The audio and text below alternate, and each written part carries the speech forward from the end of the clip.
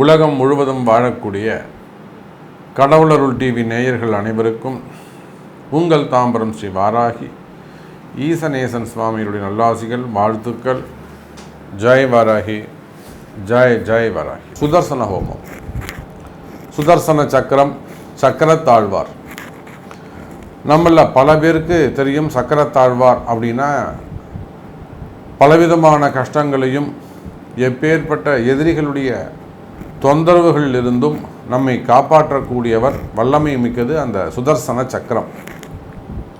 அந்த சுதர்சன சக்கரத்தை பற்றி நான் உங்களுக்கு அதிகமாக சொல்ல வேண்டியதில்லை. நம்மள பல பேருக்கு அந்த சுதர்சன சக்கரம் மிக அறிந்த ஒன்றே.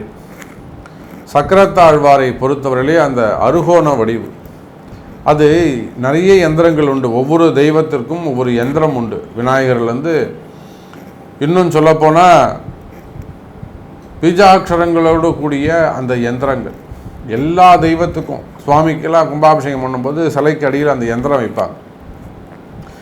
எந்த தெய்வமானாலும் அருகோணம் தான், ஷட்கோணம் தான். முருகருக்கு போடுறமே அந்த அருகோணம், அதுதான் ஆதாரம், அதுதான் பேஸ். அந்த கோலத்தின் அடிப்படையாக கொண்டு தான் அது மேலே எத்தனை கோடுகள் வரைகிறோம், எத்தனை பத்மங்கள், அதாவது தாமரை வளரும், எத்தனை பூ வளரும், என்னென்ன பீஜ அக்ஷரங்களை ஓம் ஸ்ரீம் க்ரீம் க்ளீம் அந்த மாதிரி என்ன எழுதுகிறோம், இதெல்லாம் வந்து தான் அந்த அதர்வண வேதம் இதெல்லாம் பயன்படுத்துகிறாங்க. அப்போ எல்லாவற்றுக்கும் ஆதாரமாக விளங்கக்கூடியது அந்த சுதர்சன சக்கரம், அருகோணம். தமிழில் அருகோணம், சமஸ்கிருதத்தில் ஷட்கோணம். அப்போ இந்த சுதர்சன சக்கரம் என்பது எப்பேற்பட்ட கஷ்டங்களையும் விளக்கக்கூடியது. என் அன்பு பக்தர்களே, ஒரு அம்மா இந்த பதிவின் நோக்கமே என்னன்னு கேட்டிங்கனாக்கா, உலகம் முழுவதும் வாழக்கூடிய என் அன்பு பக்தர்கள் இந்த பதிவின் மூலமாக இந்த சுதர்சன ஹோமத்தை பற்றி தெரிஞ்சுட்டு நிச்சயமாக அவங்கவுங்களுக்கு வாய்ப்புகள் இருக்குமே ஆனால் தாராளமாக உலகம் முழுவதும் எங்கே வேண்டுமானாலும் இதை செய்யலாம். இந்த சுதர்சன ஹோமம் செய்யணும் அப்படின்னாக்கா அதுக்குன்னு ஒரு நியம நிஷ்டைகள் உள்ளன. நியம நிஷ்டைகள்னால் ரூல்ஸ் அண்ட் ரெகுலேஷன்ஸ். இன்றைக்கி நீங்கள் மட்டும் ஒரு கோவிலுக்கு போகிறது, சாமி சுதர்சனம் பண்ணலாமா அப்படின்னு ஒன்றுது. அவர் உண்மை எல்லாமே தெரிஞ்ச மாதிரி பண்ணிடலாமே, 10,000 ரூபா ஆகும், 5,000 ரூபா ஆகும் அப்படின்னு சொல்ல வேண்டியது. உடனே அதை எடுத்து பண்ணி நான் சுதர்சனமாக பண்ணிட்டேன் அப்படின்னு சொல்ல வேண்டியது.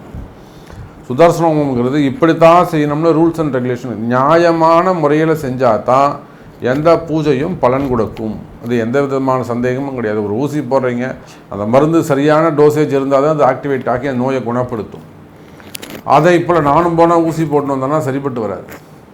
ஆகையினால இந்த சுதர்சன ஹோமம் எப்பேற்பட்ட கஷ்டங்களையும் நீக்க வல்லது. சுதர்சனம், சுதா அப்படி என்று சொன்னால் சரியான, சுத அப்படின்னு சொல்லும்போது அந்த வார்த்தைக்கு சரியான, தர்ஷன அப்படின்னு சொல்லும்போது பார்வையால் குணப்படுத்துவது. தரிசனம்னா நம்ம சாமியை பார்க்குறோம் இல்லையா, அதை சுத என்று சொல்லும்போது சரியான, தர்சன, சுதர்சன, தர்சன அப்படின்னு சொல்லும் பொழுது சரியான பார்வைப்படுவது. அதே கடைசி 2 எழுத்துக்கு சனங்கிற வார்த்தைக்கு துன்பம் நீக்குவது அப்படின்னு பேர். அப்போ அந்த சுதர்சன அப்படிங்கிற வார்த்தைக்கு என்ன அர்த்தம்னா, சரியான பார்வைப்பட்டு சரியான காலத்தில் சரியான நேரத்தில் சரியான முறையில் நீங்கள் இந்த சுதர்சன ஹோமத்தை செய்வீர்களேயானால் தெய்வத்துடைய சரியான பார்வை உங்கள் மீது பட்டு உங்களுக்கு இருக்குகின்ற துன்பங்கள் நீக்க வல்லது அப்படின்றதான் இந்த சுதர்சன ஹோமத்துக்கு உண்மையான அர்த்தம். அந்த சக்கரம் அந்த சுதர்சன சக்கரம் அது யார் கையில் இருக்குன்னா கிருஷ்ணர்கிட்ட இருக்குது. அதுதான் அதனுடைய அவதாரம் தான் இந்த சக்கரத்தாழ்வார். இந்த சுதர்சன சக்கரத்துடைய வேகம் எப்படி, என்ன ஸ்பீடில் அது சுற்றும் அப்படின்னாக்கா, ஒரு சுற்றி வரத்துக்குள்ளே அது பல யுகங்களை கடந்து விடுமா. ஒரு ரவுண்டு அப்படி நம்ம ஒரு பை செகண்ட் பண்ணுறோம்ல, ஒரு செகண்ட் சொல்கிறோம்ல, அதுக்குள்ளே அது வந்து ஒரு யுகத்தை கடந்து விடுமா. அந்த அளவுக்கு அந்த சுதர்சன சக்கரம் ரொம்ப ஸ்பீடாக சுற்றக்கூடியது. அந்த எந்த அளவுக்கு கால வேகத்தை எல்லாம் கடந்து சுற்றக்கூடியது. சூரியன் சுற்றுறது, கிரகம் பிளானட் சுற்றுறது எல்லாத்தையும் தாண்டி காலத்தையும் வெல்லக்கூடிய அளவில் அந்த சுதர்சன சக்கரம் சுற்றுகிறது. இந்த சுதர்சன ஹோமத்தை வீட்டில் செய்வதால் என்ன பலன், இதுதான் இன்றைக்கி நம்ம பார்க்க போகிறோம். இந்த பதிவின் நோக்கம் வந்து நம்மகிட்ட ஒரு வீட்டில் இருந்து ஒரு அம்மா வந்தாங்க. வீட்டில் இருந்து ஒரே நெகட்டிவ் தாட்ஸாக இருக்குது, சாமி என்ன பண்ணுறதுன்னு தெரியல, எப்போ பார்த்தாலும் ஏதோ ஒரு யாரோ அவங்க செஞ்சுட்டாங்க இவங்க செஞ்சுட்டாங்க அந்த மாதிரி எண்ணங்களே வருது. வீட்டில் எது எடுத்தாலும் ஒரு நல்ல சகுனங்கள் இல்லை, ஒரு செய்வினை இருக்கா மாதிரி இருக்குது, நல்லதே நடக்கலை, இப்படி ஒரு நெகட்டிவாகவே அவங்க அம்மா பேசியிருந்தாங்க. அப்போ அவங்களுக்கு அந்த சுதர்சன ஹோமத்தை சொல்லி எடுத்து கொடுத்தோம். நாம் இதை எடுத்து சொன்ன உடனே அவங்க ரொம்ப ஹாப்பி ஆகிட்டாங்க. கோவிலில் உட்காந்து பேசுகிறோம், பேசும்போதே அவங்க வெளிநாட்டிலேருந்து ஃபோன் பண்ணுறாங்க. ஃபோனில் கேட்குறோம், சொல்கிறோம். அப்போவே அவங்க ரொம்ப ஹாப்பி ஆகிட்டாங்க. சாமி நீங்கள் சொன்னதே எனக்கு ஒரு நல்ல பாசிட்டிவ் எனர்ஜி கொடுத்துருக்கு, நல்லா இப்போ எங்கள் வீட்டில் செய்தா மாதிரி ஒரு உணர்வை நீங்கள் கொடுத்துருக்குறீங்க. ஸோ இதை ஒரு பதிவாக போடுங்க, எல்லாருக்கும் பயன்படட்டும் சாமி, என்கிட்ட எப்படி சொன்னீங்களோ அது அப்படியே ஒரு பதிவாக போடுங்களேன் ப்ளீஸ் அப்படின்னு கேட்டாங்க.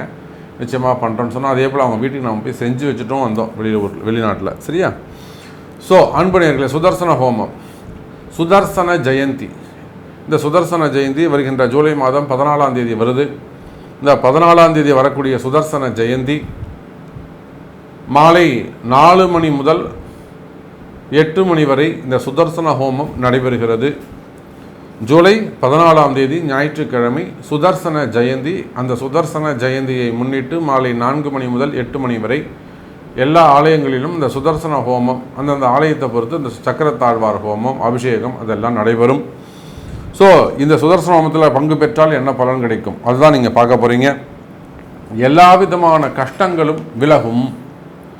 இந்த கஷ்டம் ஜாதக கஷ்டமாக இருக்கலாம், கால நேரத்தால் வந்த கஷ்டமாக இருக்கலாம், வாயை கொடுத்து ஏதாவது நீங்கள் கஷ்டத்தில் போய் மாட்டிருக்கலாம், அல்லது ரொம்ப திறமசாலியாக புத்திசாலியாக இருந்து தெரியாமல் போய் ஒரு சிக்கலில் சட்ட சிக்கலில் போய் மாட்டிக்கிட்டு இருக்கலாம், அல்லது தலையை உள்ளே கொடுத்துட்டு வெளியில் வர முடியாத சிக்கலாக இருக்கலாம், கடன் சுமைகளாக இருக்கலாம், கடன் பிரச்சனைகளாக இருக்கலாம், அல்லது வம்பு வழக்குகளாக இருக்கலாம், மெயினாக சொத்து பிரச்சனைகளாக இருக்கலாம், அதே போல் பூர்வீக சொத்து சம்மந்தப்பட்டது, பாக பிரிவினைகள், மெயினாக இந்த அண்ணன் தம்பிகளுக்குள்ளே ஃபேமிலிக்குள்ளே வரக்கூடிய ஸ்ட்ரகிளிங்.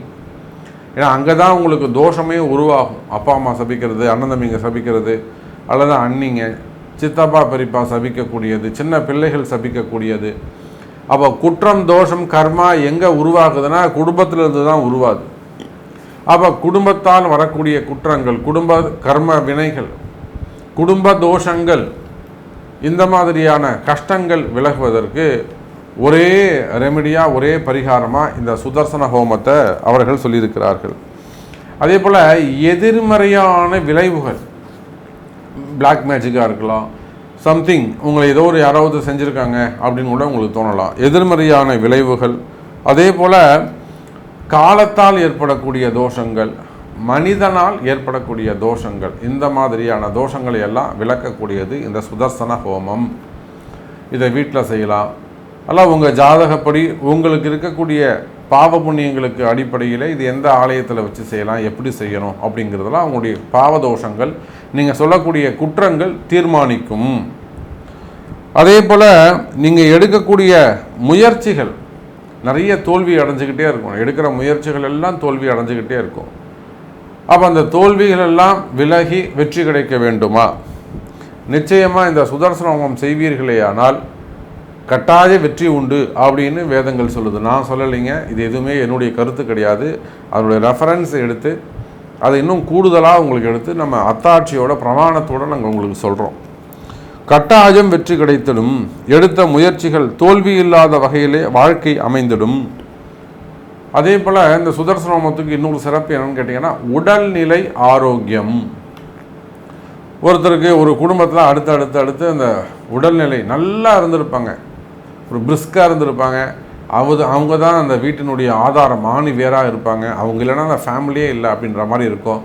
அந்த வீட்டில் ஒரு திடீர்னு ஒரு நோய் இருக்கும்.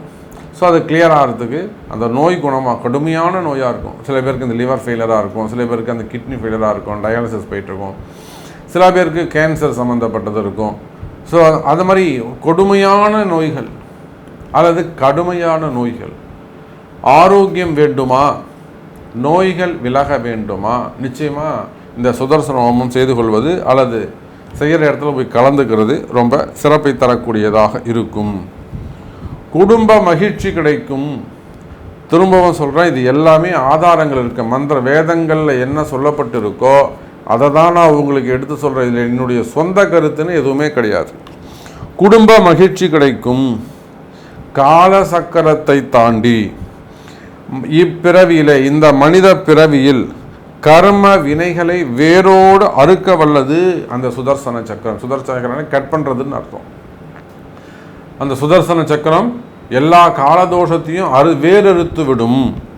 அதே போல ஷட்கோண வடிவிலே இருக்கக்கூடிய அந்த சுதர்சன சக்கரம் எல்லா விதமான நன்மைகளையும் தரக்கூடியது. அது முன்னாடி எந்த விதமான பில்லி சூன்யம் எதுவுமே நிற்க முடியாது. சுதர்சன மந்திரமே எப்படி இருக்கும் தெரியுமா? ஓம் ஸ்ரீம் கிருஷ்ணாய கோவிந்தாய கோபி ஜனவல்லபாய பராஜ பரமபுருஷாய பரமாத்மனே பர கர்ம மந்திர யந்திர தந்திர ஔஷத அஸ்திர அஸ்திரான் சம்பர மிருத்யோர் மோஜய ஓம் நமோ பகவதே ஸ்ரீ மகாசுதர்சனாய தீப்த்ரே ஜ்வாலா பரிதராஜ சர்வதீக்ஷோபனஹராஜ ஹும்பட் பரபிரம்மணே பரஞ்சோதிஷே ஓம் ஸ்ரீ மகாசுதர்சனாய ஹும்பட் ஸ்வாஹா. இதுதான் மூல மந்திரம். இதில் அக்ஷரங்கள் மாறக்கூடாது, உச்சரிப்பு மாறக்கூடாது. மெயினாக அதனுடைய அந்த சொல்லக்கூடிய தன்மை, அது என்ன சொல்லுவாங்க, அந்த அந்த ராகம், அந்த அந்த ஸ்ருதி மாறக்கூடாது. அப்போ இந்த மந்திரத்துக்கு அவ்வளோ ஒரு இறையாற்றல், இறை சக்தி உள்ளது. அப்போ இந்த மூல மந்திரத்தை ஜபிக்கணும். இந்த மூல மந்திரத்தை நிறைய முறை அதை ஜபம் செய்து, எவ்வளோ முறை ஜபம் செய்கிறோமோ அதில் ஒரு பங்கு ஹோமம் செய்ய வேண்டும். மெயினாக இந்த ஹோமத்தில் பயன்படுத்தக்கூடியது வெண்கடுகு பயன்படுத்தணும், குங்கிலியம் பயன்படுத்த வேண்டும், கார்போக அரிசி பயன்படுத்த வேண்டும், வெட்டிவேர் பயன்படுத்த வேண்டும், பசு நெய் பயன்படுத்த வேண்டும். இதெல்லாம் சொல்லப்பட்டிருக்கு. இது இல்லாமல் அந்த 108 மூலிகைகள். அதோட இதெல்லாம் சரியாக செய்வீர்களேயானால் மன பயம் நீங்கும். மன கஷ்டங்கள், மன குழப்பம், டிப்ரெஷனு, ஆட்டிசம் ப்ராப்ளம் அந்த மாதிரி இருந்தாலுமே கூட அதெல்லாம் சரியாகும் அப்படின்னு இந்த புத்தகத்தில் போட்டிருக்காங்க. மன அழுத்தம், டிப்ரெஷன் சொல்லிட்டா மன பயம், கடுமையான நோய்கள் விலகும், எப்பேற்பட்ட வியாதியும் விலகும். அதே போல் இங்கே சொல்லப்பட்டிருக்கிற அந்த மூலிகை சாறுன்னா அந்த தீர்த்தம், கலசத்தில் நம்ம போடுறோம் இல்லையா, அந்த தீர்த்தத்தை அபிஷேகம் பண்ணிக்கலாம். அப்படி இல்லைன்னா தீர்த்தமாக சாப்பிடலாம். அப்படி சாப்பிட்டாலும் சரியான நோய்கள் எல்லாம் சரியான முறையில் குணமாகும்.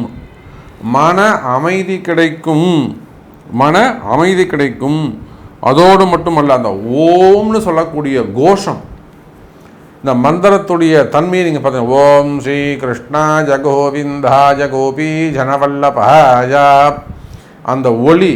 அந்த ஒளியை கேட்டாலே நமக்குள் இருக்கக்கூடிய தீய சக்திகளெல்லாம் வெளியில் ஓடி போயிடும் அப்படின்னு சொல்கிறாங்க. ஸோ மெயினாக உடல் வலிமை, மன தைரியம் தரும் அப்படின்னு சொல்கிறாங்க. இவ்வளவு சிறப்புடைய அந்த சுதர்சன ஹோமம் சரியான முறையில் செய்யணும். அதுதான் நான் திரும்ப நான் அதுதான் சொல்லுவேன். சரியான முறையில் செய்யணும். சரியான நபர்களை கொண்டு, நீங்கள் சரியான ஒரு சிவாச்சாரியரை கொண்டு, சரியான ஐயரை கொண்டு நீங்கள் செய்யணும். நம்ம போய் பல இடத்துல செஞ்சு வைக்கிறோம். நாம் செஞ்சு வைக்கிற இடத்த பார்த்துட்டு, சாமி நீங்கள் இங்கேயே கொஞ்சம் வருவீங்களா, அந்த ஊருக்கு வருவீங்களா, இந்த ஊருக்கு வருவீங்களா, கோயம்புத்தூர் வருவீங்களா, திருநெல்வேலி வருவீங்களா அப்படின்லாம் நம்மளை கேட்குறாங்க. காரணம் என்னென்னா, நம்மளுடைய ப்ரெசன்டேஷன், அந்த இடத்துல நம்ம செய்யக்கூடிய ரொம்ப டிசிப்ளினாக செய்யக்கூடிய அந்த கடமைகளோடு செய்யக்கூடிய கிரியைகளை செய்யக்கூடிய விஷயம், அது அவங்களுக்கு பிடிச்சி போய் நம்மளை 10 இடத்துக்கு கூப்பிட்றாங்க. அதான் அதனால் நீங்கள் எங்கே வேணாலும் நீங்கள் இதை செய்யலாம். உங்களுடைய கர்ம வினைகள் தீர்மானிக்கும். இதை வீட்டில் செய்யணுமா, அல்லது ஃபேக்ட்ரியில் செய்யணுமா, அல்லது தொழில் நிறுவனங்களை செய்யணுமா, அல்லது ஏதேனும் சிறப்பான ஆலயங்களில் செய்யணுமா அப்படிங்கிறத உங்களுடைய குற்றங்கள் தீர்மானிக்கும் என்பதை சொல்லிக்கொண்டு, அவசியம் இந்த சுதர்சன ஹோமத்தில் பங்கு கொள்ளுங்கள், நிலையான நிம்மதியான வாழ்க்கையை பெறுங்கள் என்பதை தெரிவித்துக்கொண்டு, மீண்டும் வேறு அற்புதமான பதிவில் உங்களை சந்திக்கிறேன். சந்தேகங்கள் இருக்குமையானால் தொடர்பு கொள்ளுங்கள். நன்றி. நமச்சிவாயம். ஜெய் வராகி.